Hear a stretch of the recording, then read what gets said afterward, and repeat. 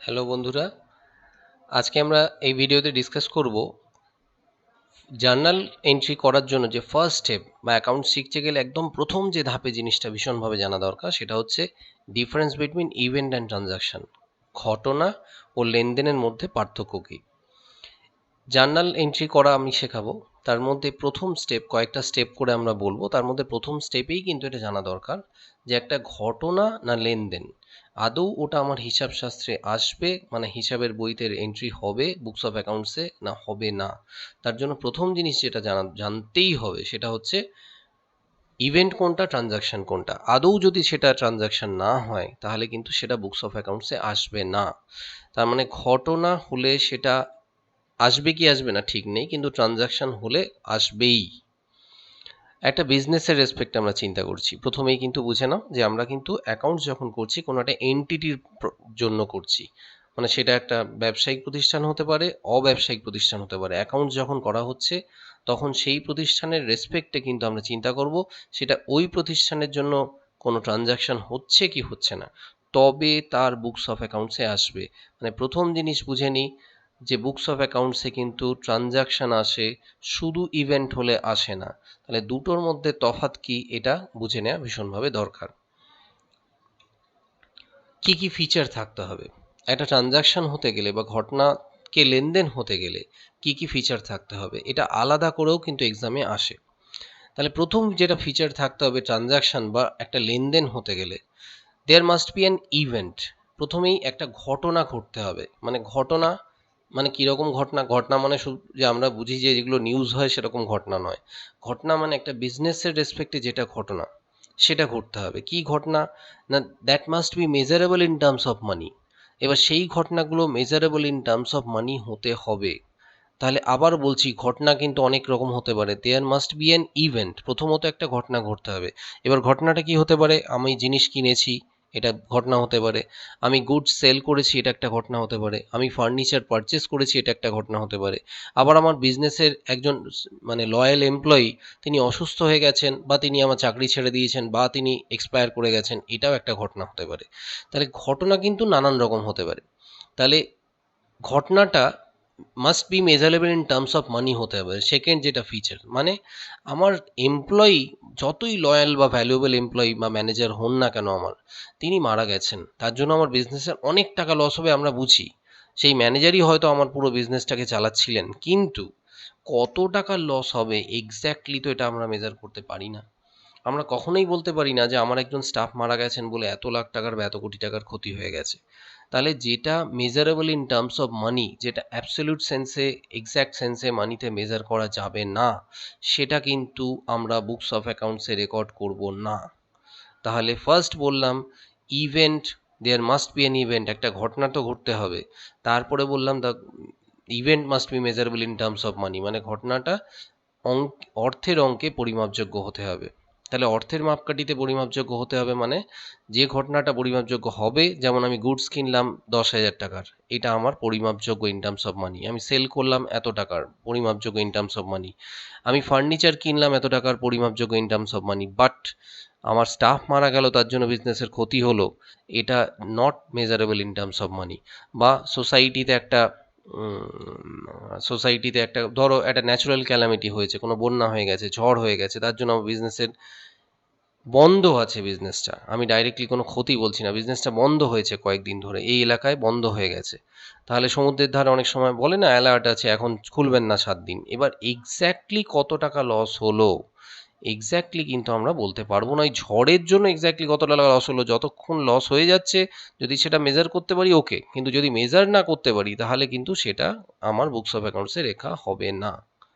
Clear? Third আর most important, most vital, যেটা দিয়ে আমরা বুঝবো যে মেজারেবল ইন টার্মস অফ মানি হলেও কিন্তু সেটা আমার বিজনেসের ট্রানজাকশন নাও হতে পারে। তাহলে থার্ডটা বোঝাটা সবচেয়ে ইম্পর্টেন্ট। যদি কোনো একটা ফিচার বলি তাহলে এটা সবচেয়ে ইম্পর্টেন্ট।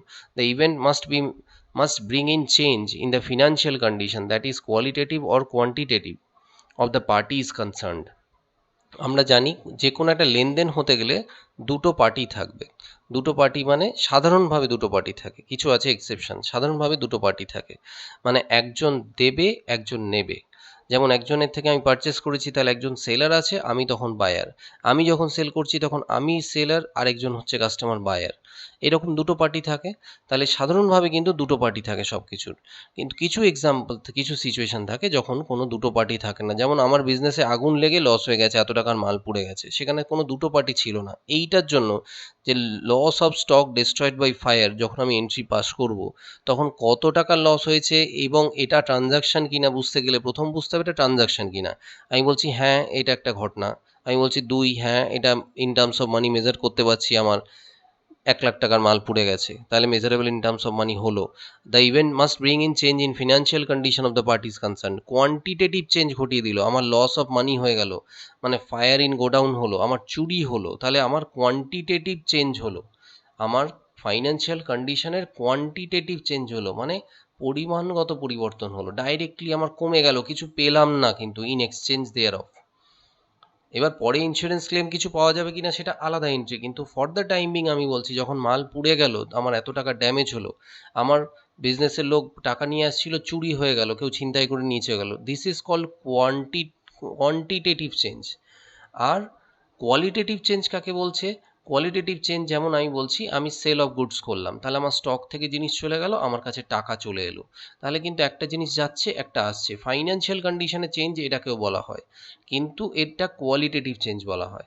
আমার ফার্নিচার সেল করলাম, ফার্নিচার চলে গেল, আমার বিজনেসে টাকা এলো। আমি ফার্নিচার পারচেস করলাম, ফার্নিচার এলো, টাকা চলে গেল। তাহলে এইগুলো প্রত্যেকটা হচ্ছে কোয়ালিটেটিভ চেঞ্জ, যেখানে আমার কোয়ালিটেটিভ চেঞ্জ হচ্ছে, কোনো পরিমাণগত পরিবর্তন হচ্ছে না। ঠিক আছে? তাহলে the event must bring in change in financial condition of the parties concerned. ওই যে পার্টি দুজন জড়িত আছেন সাধারণভাবে, বা যদি এক্সেপশন যেমন বললাম মাল পুড়ে গেল, লস অফ মানি, টাকা ছিনতাই হয়ে গেল, এগুলোর ক্ষেত্রে একজন পার্টি, কিন্তু এটাতে ফিনান্সিয়াল কন্ডিশন চেঞ্জ হয়, তাহলে যে পার্টি আছেন অফ দ্য পার্টি বা পার্টি ইজ কনসার্নড, একজন পার্টি বা দুজন পার্টিরই কিন্তু ফাইন্যান্সিয়াল কন্ডিশনে চেঞ্জ হয় সেই ইভেন্টের ফলে।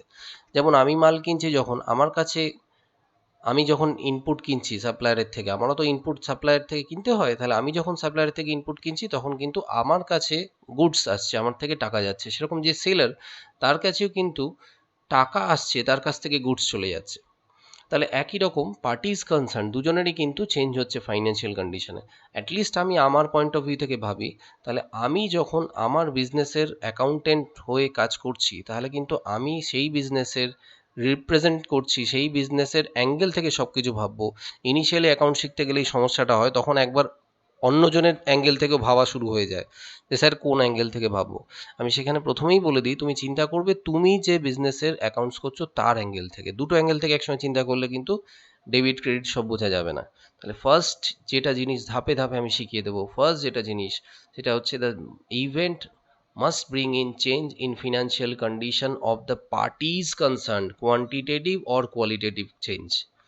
তাহলে এটা যদি এরকম হয় যে আমার পাশের বিজনেসের থেকে মাল চুরি গেছে, তাহলে একটু চিন্তা করে দেখো, প্রথম এটা ফুলফিল করবে যে it is an event, yes পাশের বিজনেস থেকে মাল চুরি গেছে, তাও এটা একটা ঘটনা হলো। The event must be measurable in terms of মানি, কত টাকার মাল চুরি গেছে সেটাও আমি বলে দিতে পারি যে পাশের বিজনেস থেকে 20,000 টাকার মাল চুরি গেছে। কিন্তু থার্ড কন্ডিশনে এসে ফেল করে যাবে, দ্য ইভেন্ট ওই ঘটনার ফলে আমার কি কোনো বিজনেসের ফাইন্যান্সিয়াল কন্ডিশনের চেঞ্জ হলো? হলো না। তাহলে আমার বিজনেসের যদি কোনো ফাইন্যান্সিয়াল কন্ডিশনে চেঞ্জ না হয় অফ দ্য পার্টিজ কনসার্নড বা পার্টি কনসার্নড, এটা খেয়াল রাখো, তাহলে কিন্তু ওটা আমার বিজনেসের ট্রানজাকশন নয়। অ্যাটলিস্ট আমি আমার অ্যাঙ্গেল থেকে ভাববো। তাহলে বুকস অফ অ্যাকাউন্টসে যখন এন্ট্রি করব, প্রথমেই বুঝবো সেটা আমার জন্য ট্রানজাকশন কি না। ওটা কিন্তু ঘটনা অন্যের জন্য ট্রানজাকশন হতে পারে, কিন্তু আমার জন্য ট্রানজাকশন নয়। তাহলে আমার বিজনেসে একটা ট্রানজাকশন কিনা বুঝতে গেলে এক্সামে খুব আসে differentiate between event and transaction. তাহলে ইভেন্ট এখান থেকে এবার, বা এটাকে অনেক সময় ঘুরিয়ে বলে all transactions are not event but আর all events are not transactions but all transactions are event. তার মানে কি, সমস্ত ঘটনাই কিন্তু লেনদেন নয়, কিন্তু সমস্ত লেনদেনই ঘটনা, এটা বাস্তব। কেন লেনদেন আগে তো ঘটনা, পরে সেটা লেনদেন হতেও পারে, নাও হতে পারে। যদি সেটা এই 3টে ফিচার ফুলফিল করে কন্ডিশন, তবেই কিন্তু সেটা আমার জন্য লেনদেন হবে। তাহলে সমস্ত লেনদেনই ঘটনা, কিন্তু সমস্ত ঘটনাই লেনদেন নয়। আশা করি এটা বোঝা গেছে। আমরা পরের ভিডিওতে আরও স্টেপগুলো ডিসকাস করব এবং জার্নাল এন্ট্রি আমি বোঝাবো, এটা আমার কথা দিচ্ছি। যাদের অসুবিধা হয় তাদের বুঝতে নিশ্চয়ই সাহায্য হবে। তাহলে যদি চ্যানেলটা ভালো লাগে, যদি আমার বোঝানো ভালো লাগে, আমাকে এনকারেজ করার জন্য চ্যানেলটাকে সাবস্ক্রাইব করবেন, লাইক করবেন। Thank you very much.